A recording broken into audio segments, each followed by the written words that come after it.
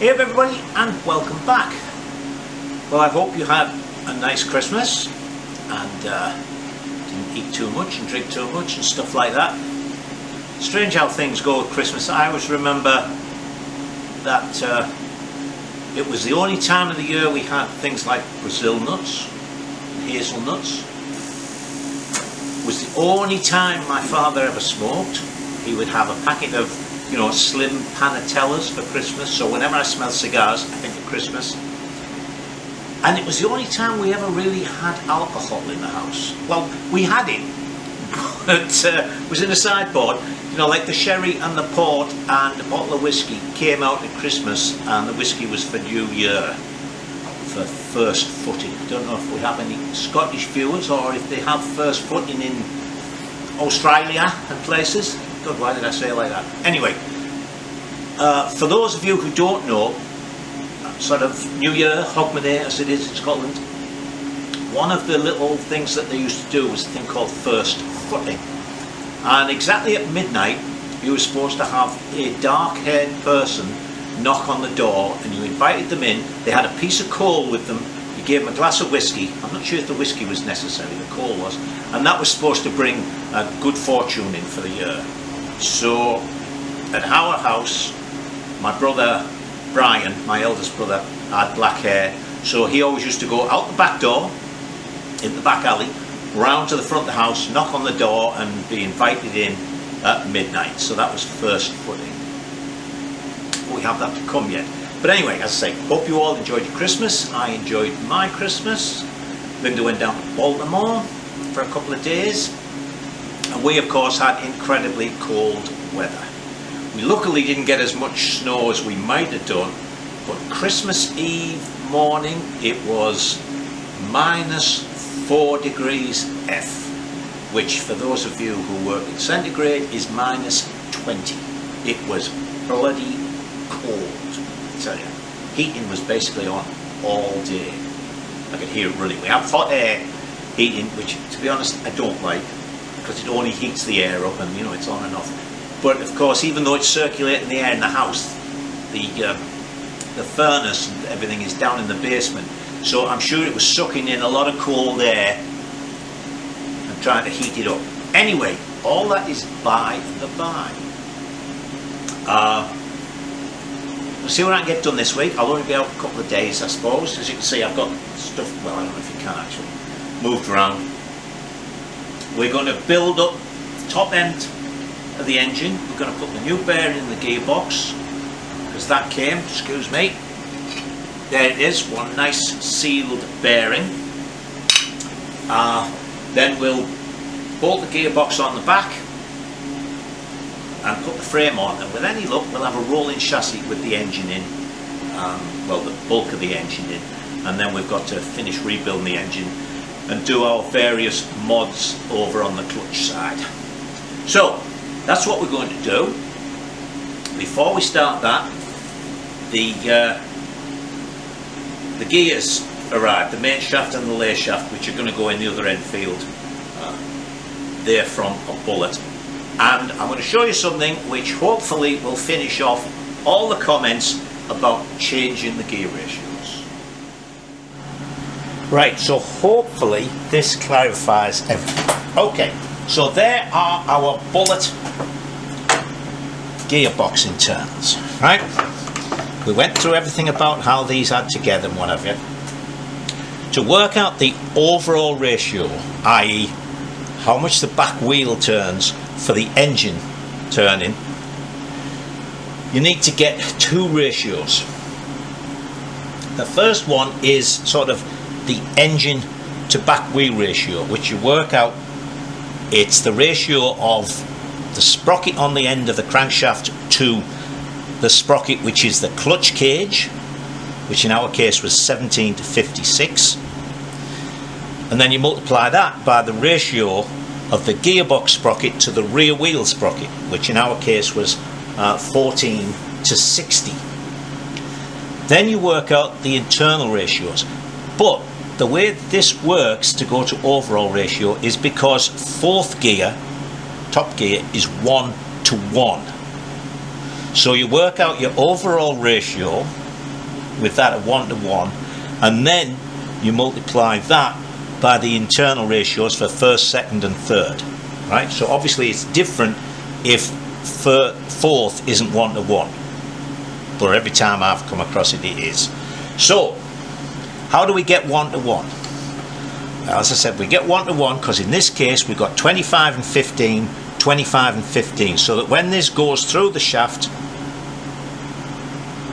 the input shaft and the output shaft turning at the same speed, or the same number of revs per minute. Now then, this is 15, this is 14. Well, now you'll see, if you remember last time, okay, 15 to 14 is such a small variation that as long as we've kept the circumference, well, the radius the same, they're going to meet. Alright? So there, you remember when we tried it before with the other one, which was 30, it went clonk, clonk, clonk. This one doesn't, look. It fits perfectly. So by changing this one and changing this one, it's now 25-14, 25-14. It's still 1:1, but let's think. This one I think is first gear. This has changed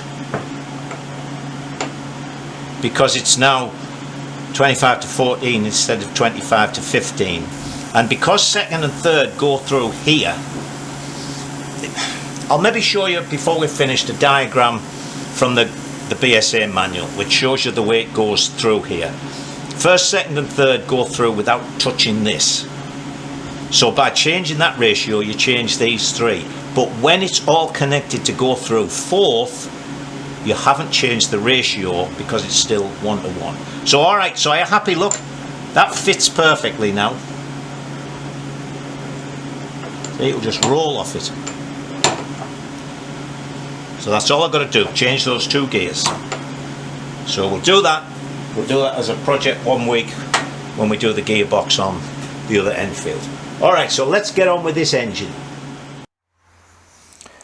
Right, well, before we get started putting the piston on, I have an apology to make. I have maligned Hitchcocks. When I got the barrel out, you know, there was like paper in because the bore is oiled. I found this inside the barrel, and I just looked at the other Enfield, and the other Enfield has that nut on that stud. So, and I've just checked, this thread at this end is M8. So Hitchcock supply you with a stud. Sorry for that. Alright, piston. Piston, where's my oil? Excuse my hat.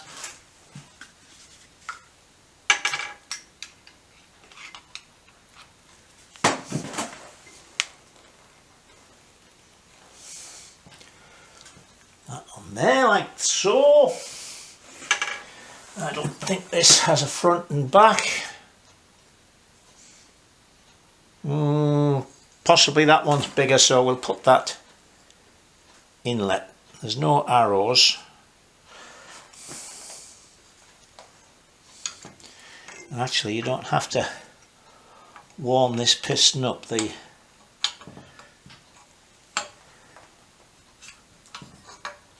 Missed it. Let me go around the other side.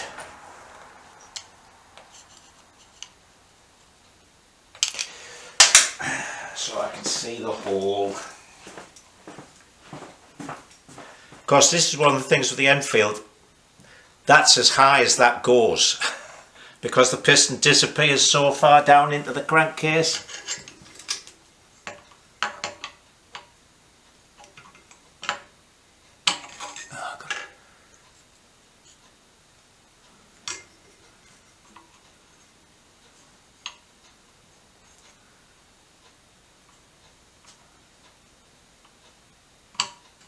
There we go.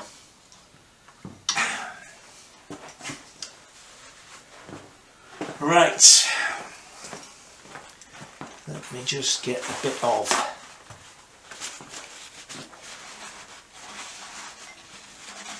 as we're going to put the circlip on, and we don't want it to disappear into the bottom of the engine.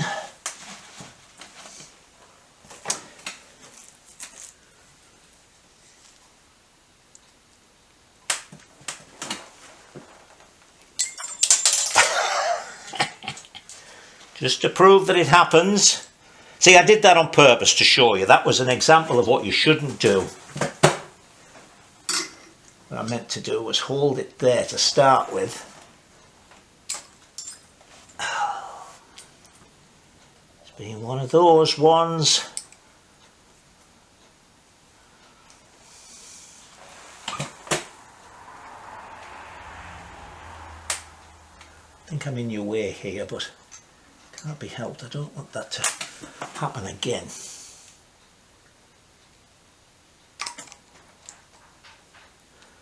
God, the one went in the other side so easily with these pliers.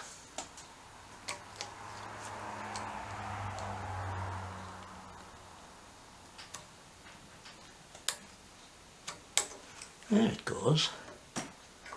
And what was the matter with you before? Make sure it's in the groove. Alright, that's piston on.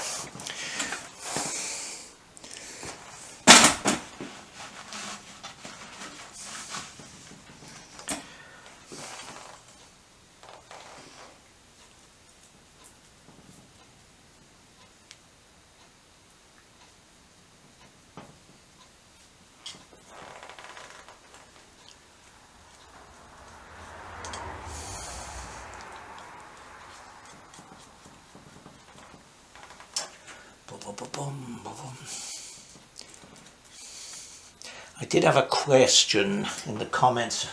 Well, actually no, it came as an email to me about why I put the grease on here.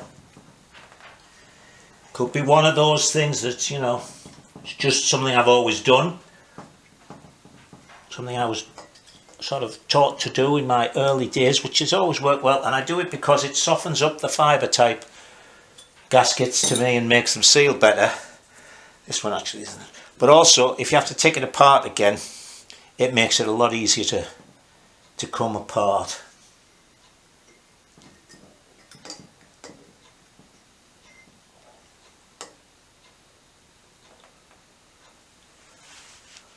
That's a head gasket. Hang on. Yeah, that's the head gasket. Yeah.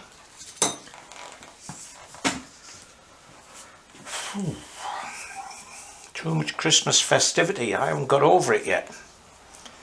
There we go. That's a proper gasket. I was forgetting that I had that sort of composite type head gasket and not a copper one.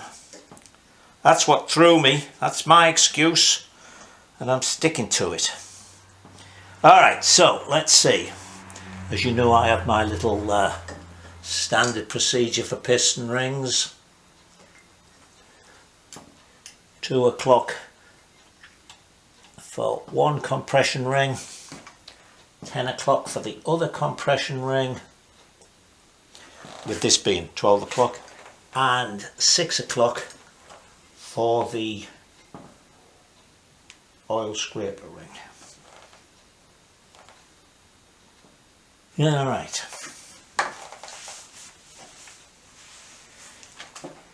Now then.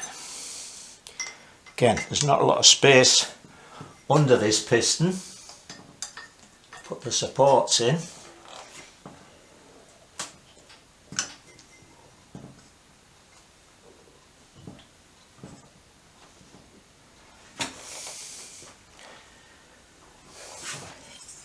Should have oiled that, greased it.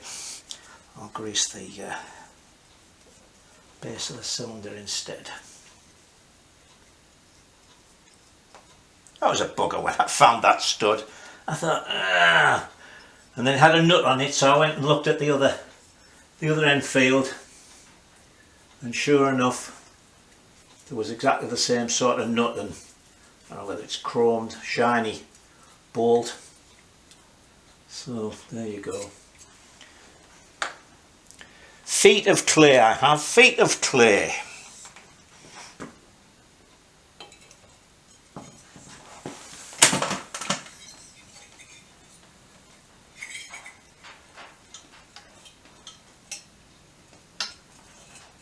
Bang out the back.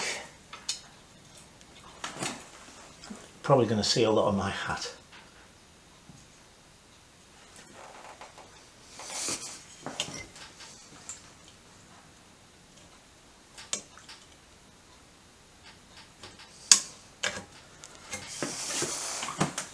That's one.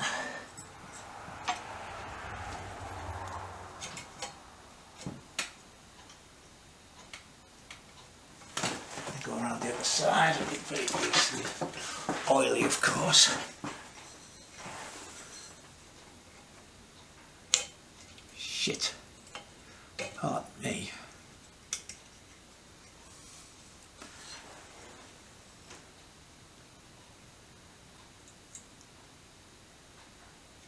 You know, whenever I do these on my own without you watching, they just slide straight on. Now look, I'm pushing them out of the bloody grooves.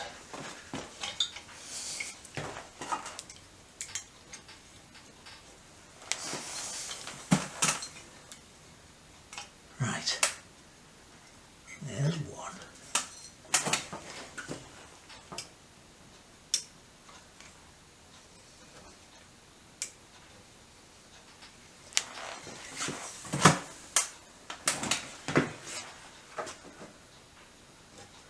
There's two.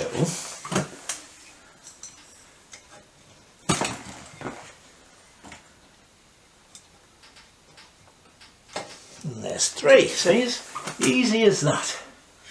There's these holes.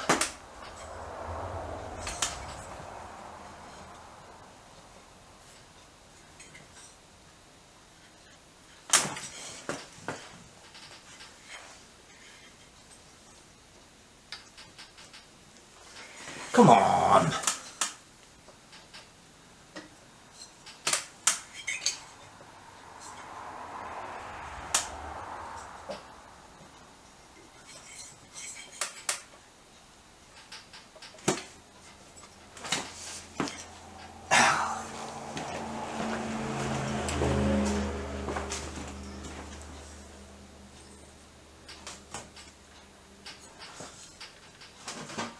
What the hell am I catching on? All the rings are in.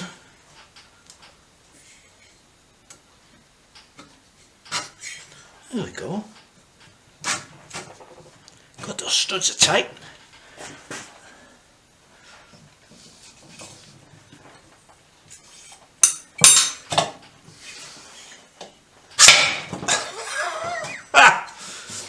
Frightened the life out of me.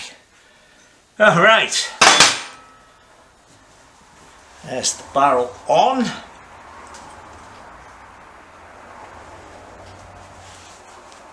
Now a second, let me clean my hands up. Alright, just to let you see, piston goes up and down nicely. Right, so we'll set it at top dead centre. Now then, of course, I've just realised that I didn't get washers for these head bolts.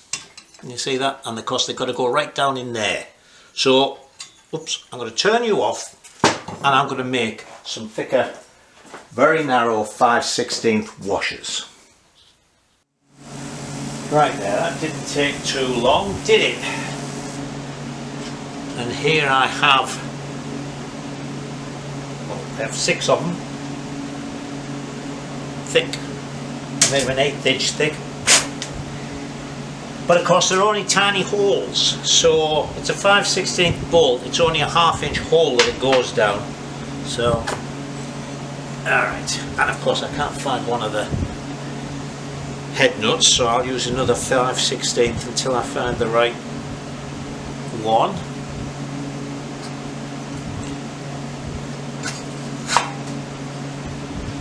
Okay. One in there. One in there.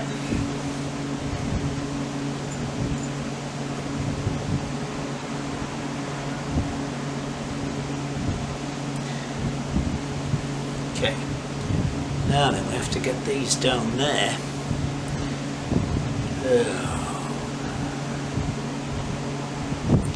And onto that.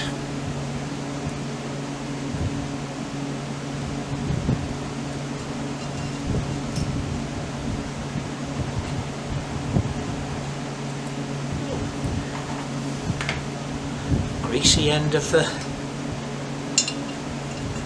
Yes, that worked.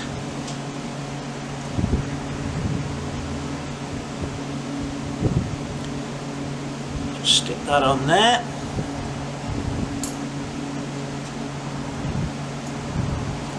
That's gone on.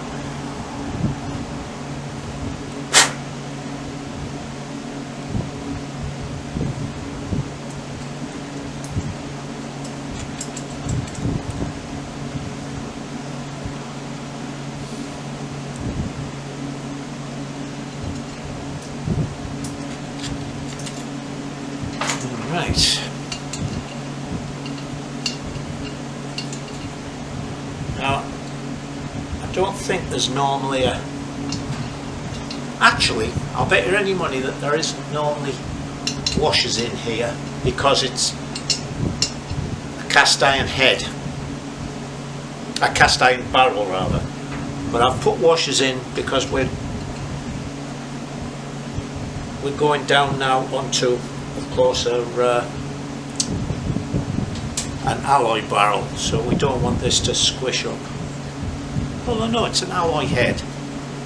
It's being pressed down up there. I don't know. Anyway, I'm going to torque these to £20, which is, I think, what the BSA singles are with their alloy barrel. Hang on, let me switch off a moment. Right, I just wanted to get something to run these down a little bit easier than the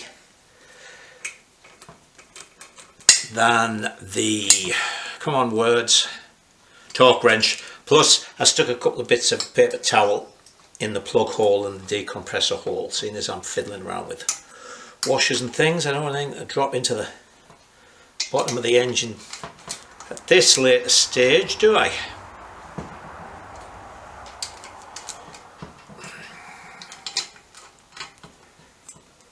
Right, so as I say, we're going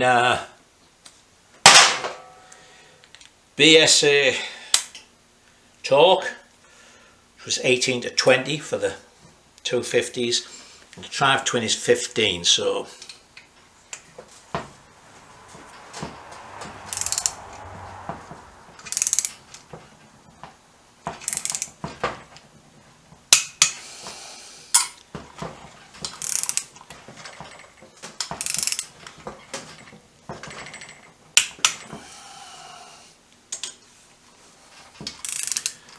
actually, while we're doing this as well, I've got the gearbox in the oven. We'll put the bearing in that and then we'll bolt that to the back of the engine.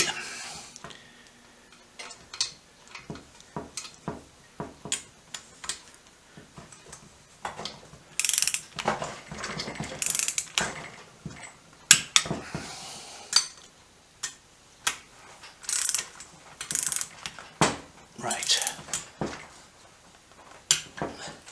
so there's that all torqued down. So the next thing, next thing is I've got to put the camshafts on so I can drop the push rods in to put my nice new rocker blocks on. So let's do that. Alright, these well, actually they were having me cursing to start with because I was looking there and thinking there's no marks. Of course the marks are on this side, and then I thought, oh, this has got one mark on, this has got one or two, but when I look at this, which is the drive one, there's the keyway and it's got two there, so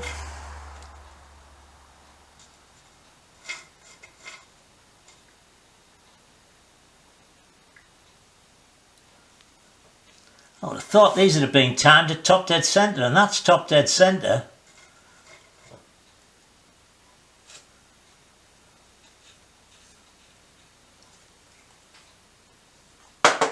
I'm just putting these on temporarily, so don't start shouting.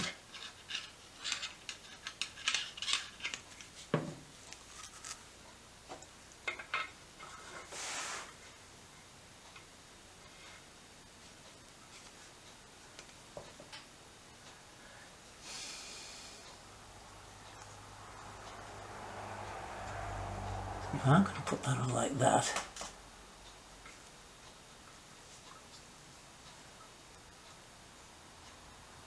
Oh, stop bloody moving. I think I'll have to do this with the keying and everything.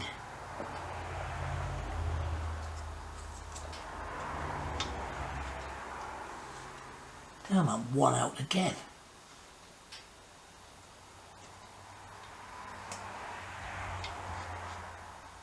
Right. That's got that to that. Yes. I'm going to find the key and do this permanently, and then that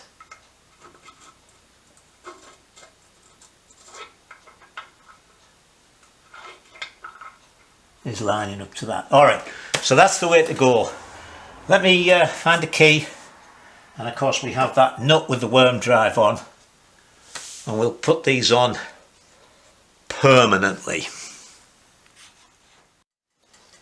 Right, well, I can't find the Allen key, so I've put them in with their marks together. I just want them in so the push rods aren't too loose and fall out. So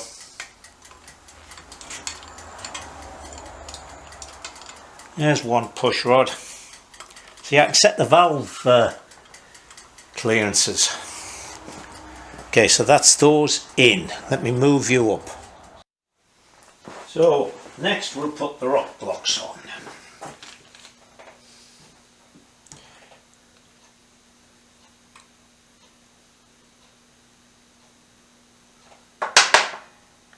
So that has a little, there's an oil hole here, oil hole there, and there's an oil hole in there. Well, these have an O-ring to go in there.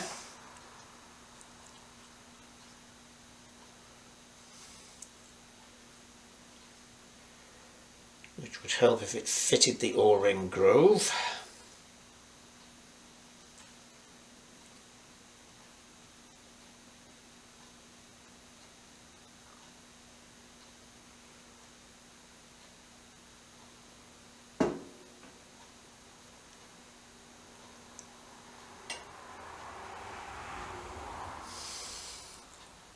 And it's only just, it's still not in right.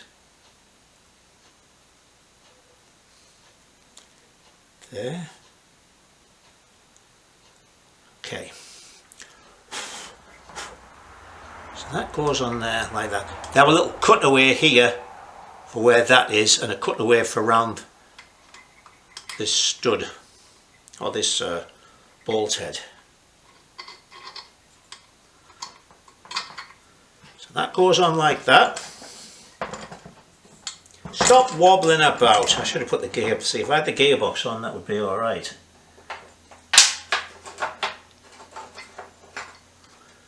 Alt. There. On there. So that goes in there. Push rod. That then goes on the valve. Then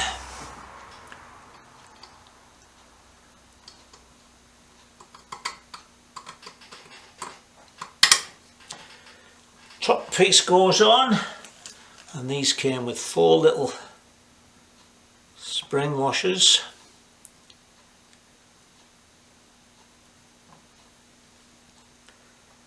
Which, God.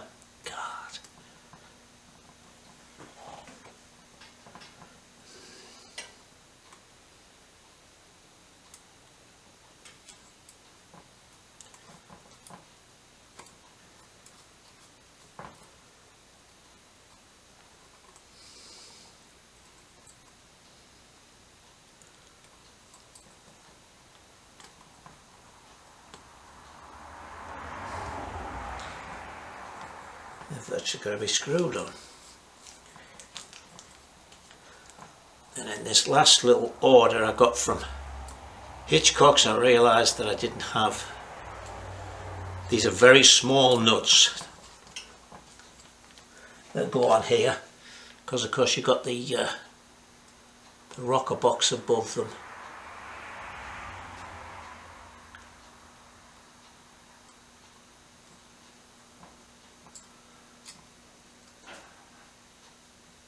Oh, come on, I just bought these.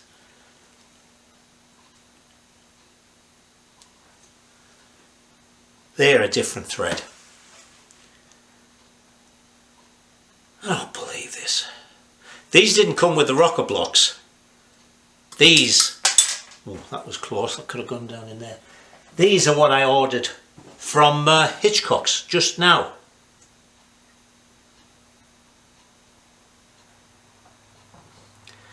And they're a completely different size. Oh God.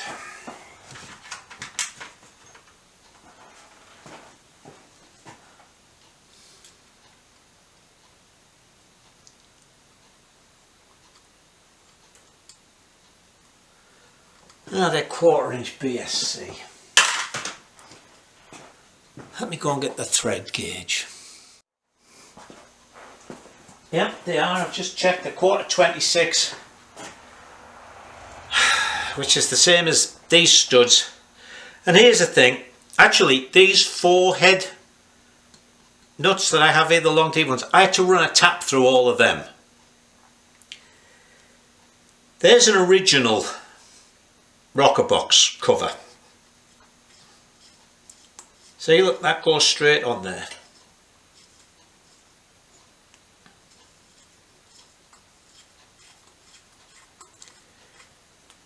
Here's a brand new one of them.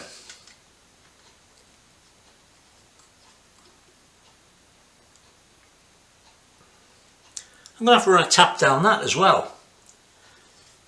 And one of those 4, the hole was actually off centre. So when I was screwing it on, it was going like this.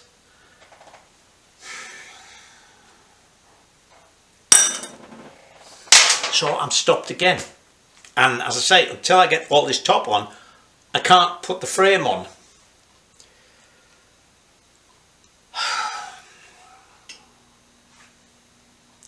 That has so annoyed me. Well, a lot of things are annoying me, aren't they? Hang on a second, let's have a look. We've got that on.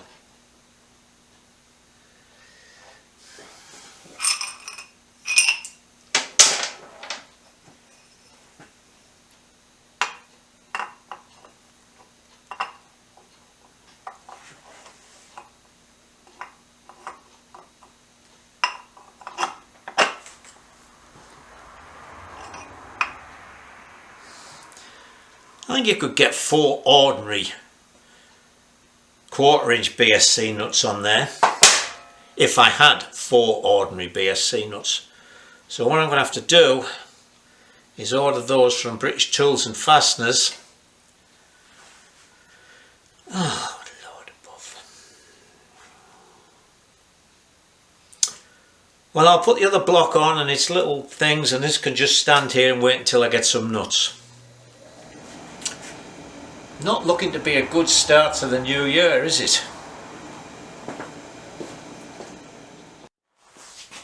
Right, well, it's another day. And I've been out here a little while. Solved the problem of those. I checked them. Just out of interest, I had another stud, 1/4 stud, and they screwed on fine. So I got thinking.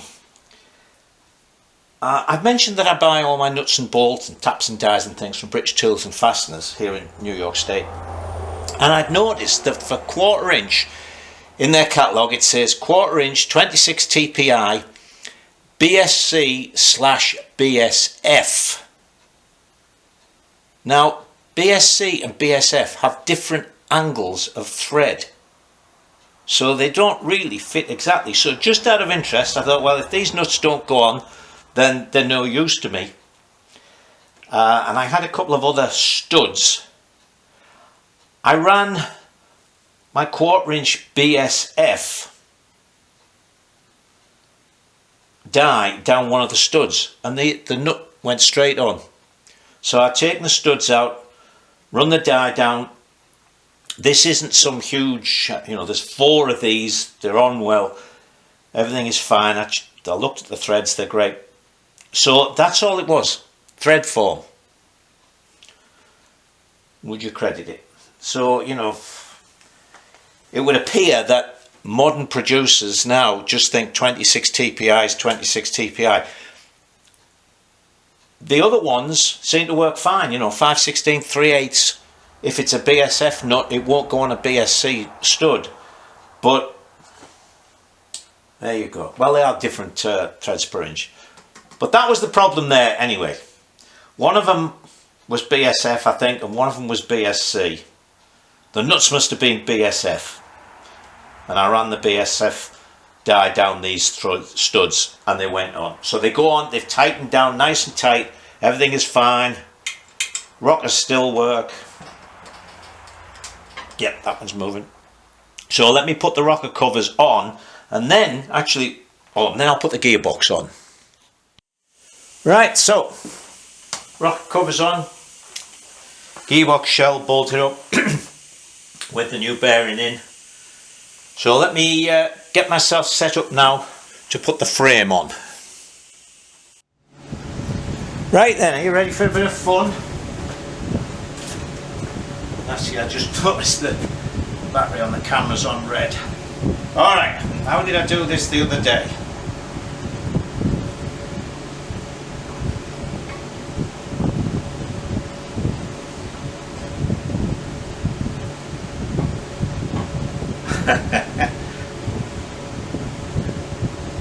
God, how did I do it?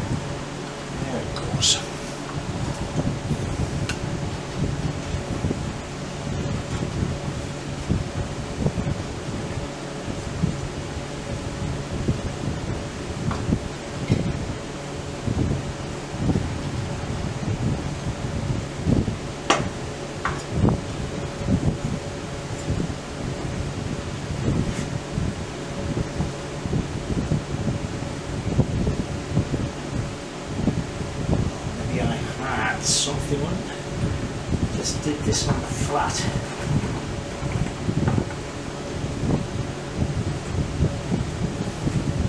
All right.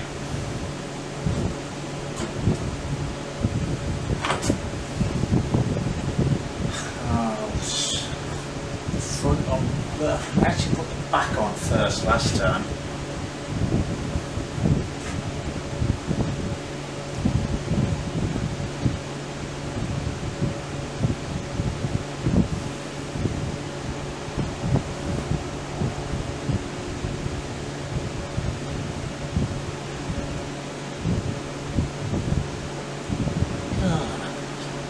Quite catch that right. I can't believe that.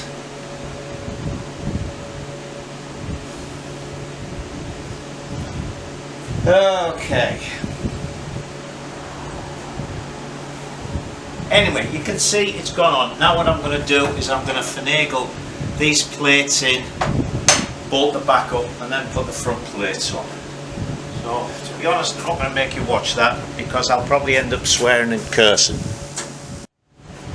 Right, well, I got one side on and then I put the top one on. So now I can move that thing I've got it standing on and slide the bottom ones in. As I say, I've just noticed just there it's not fully painted. But I can mask all this off later on and just blow that over. And it's for me, so what the hell. Alright, let me have a go at these back plates. There it is in. All the bolts in at the bottom, bolts in at the front, thing at the top. That was really handy, that top one. I sort of got it on there and then I was able to hang the engine on that and swivel it. So let me take these couple of cable ties off, put the rear suspension units on, and then that will be it for today because we are going out. And now we're starting to look something like. Okay. Alright, as I say, we are going, Linda and I are going out this afternoon, so that's it for today. See you tomorrow. I didn't think it was worth just watching me putting bolts in things, so I'll do it in stages. So there's the back mudguard on and the air box. I trimmed that little lip off. It wasn't serving any useful purpose, so once the seat is on, it's more or less out of sight. I put the carb on, but I just realised when I pushed it on, I've got to take it back off because the top won't come off. I could spin it this way, except, well, I might still be able to do it, even with that clip under there. But anyway, I want to put the cable on there before I fasten all that up.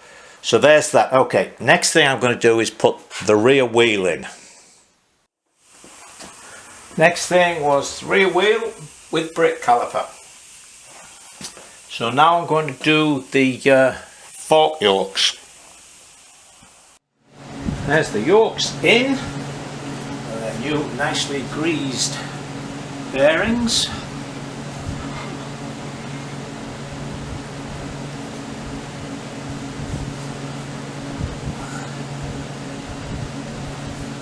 Oh, come on.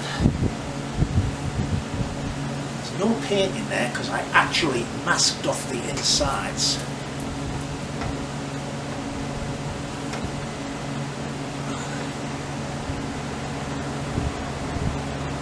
They're loose.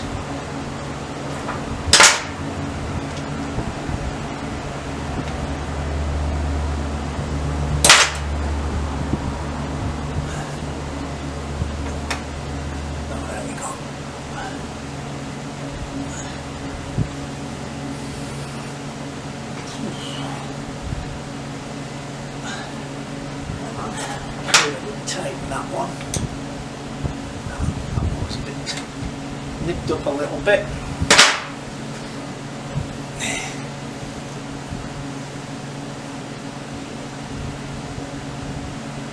There we go, there's one.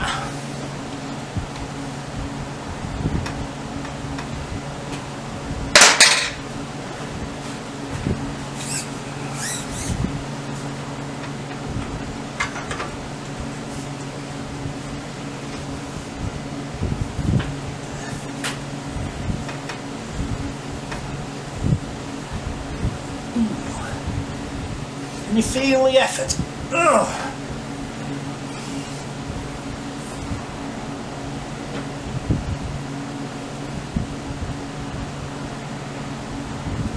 There we go.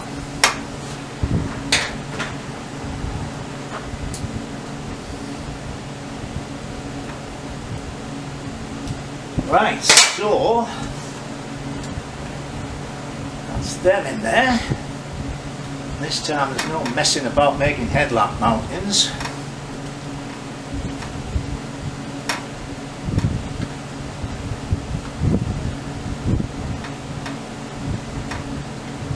Back in a moment so you can see these in all their glory.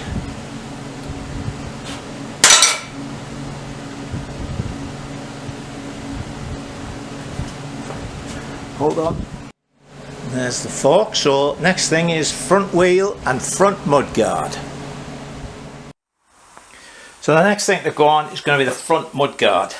And as I said, I didn't like it. I thought it was too long. So what I did actually was, rather than just shortening it, I cut a section out and I put the nice turned over and rounded end piece in, welded it in, and that polished up and disappeared nicely. So let me get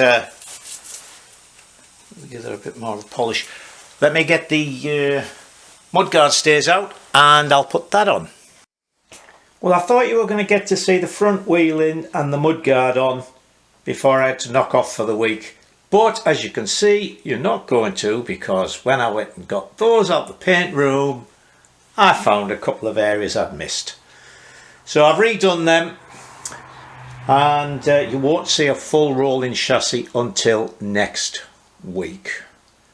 Alright, so I'm going to show you something else. Also, I was putting the video together last night and I realised I didn't video the piece where I changed the bearing in the gearbox.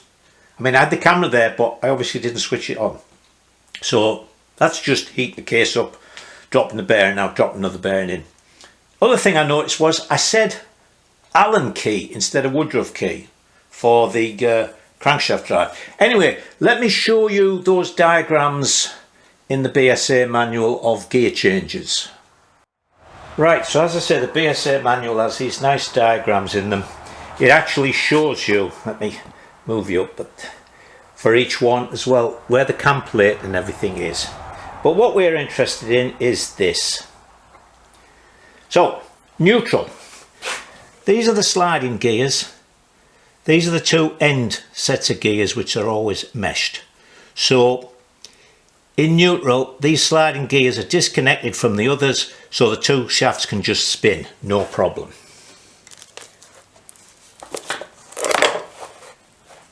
Right, first gear. This is what the clutch is on, right? So this gets driven by the engine. Goes in. Now that gear is connected to this gear on the lay shaft. So it goes through that, into the lay shaft, and then back out to this outer part which has the gearbox sprocket on. Alright, so then what we get to our interesting bits, as I was explaining to you. Now you see it comes in, it goes down to this one, which is now, this is slid over, it's connected to that, it's going into the lay shaft and it's coming back out through here. It's not using this back end at all, that second gear. So because we changed this ratio as it goes through here, first gear was changed, now second gear is changed.